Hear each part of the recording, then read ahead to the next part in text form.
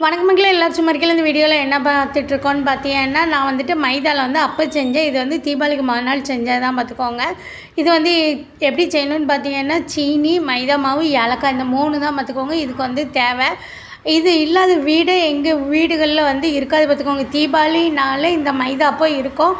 அது ஏன்னு தெரியல, என்னன்னே தெரியலை. என் வீட்லேயும் சரி, எங்கள் வீட்டில் வீட்லேயும் சரி, எல்லா குடும்பத்தாள்களும் இந்த மைதா அப்போ இல்லாமல் தீபாவளியே கொண்டாட மாட்டாவோ பார்த்துக்கோங்க. அதுமாதிரி இது ருசியும் வந்து பார்த்திங்கன்னா ரொம்ப நல்லாயிருக்கும்.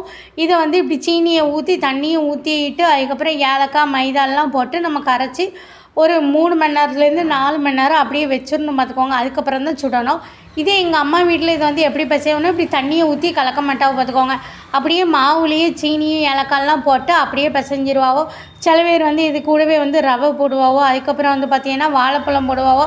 ஆனால் இது எதுவுமே தேவையில்லை. இப்படி செஞ்சாலே நல்ல மெதுவாக வந்துடும் பார்த்துக்கோங்க. ருசியும் ரொம்ப டேஸ்ட்டாக இருக்கும். அதுக்கப்புறம் வந்து பார்த்திங்கன்னா, சஷ்டி விரதம் ஆரம்பிச்சிட்டு யாரெல்லாம் சஷ்டி விரதம் இருக்கீங்கன்னு வந்து கமெண்டில் சொல்லுங்கள்.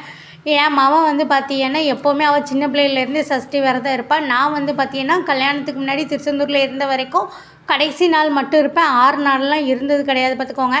போன வருஷமும் 6 நாள் விரதம் இருந்திருக்கேன். அதுக்கப்புறம் இப்போவும் 6 நாள் விரதம் இருக்கணுன்ட்டு இருக்கேன் பார்த்துக்கோங்க. அதுக்கப்புறம் வந்து பார்த்திங்கன்னா இன்றைக்கி நாள் வந்து சாப்பாடு என்னென்னு பார்த்தீங்கன்னா தக்காளி சோறு பொங்கிட்டு அதுக்கு தொட்டுக்கிட்ட வந்து பார்த்திங்கன்னா தயிர் சம்பளம் வச்சுட்டேன். திருச்செந்தூர்லலாம் எங்கள் அம்மா விரதம் இருக்கும்போது 6 நாள் இருப்பா பார்த்துக்கோங்க. திருச்செந்தூர் கோயிலில் வந்து யாகசாலை பூஜை நடக்கும் பார்த்தியெல்லாம் டெய்லி அது முடியறதுக்கே வந்து பார்த்திங்கன்னா 2 மணி ஆயிரும். காலையில் போவாங்களாம்.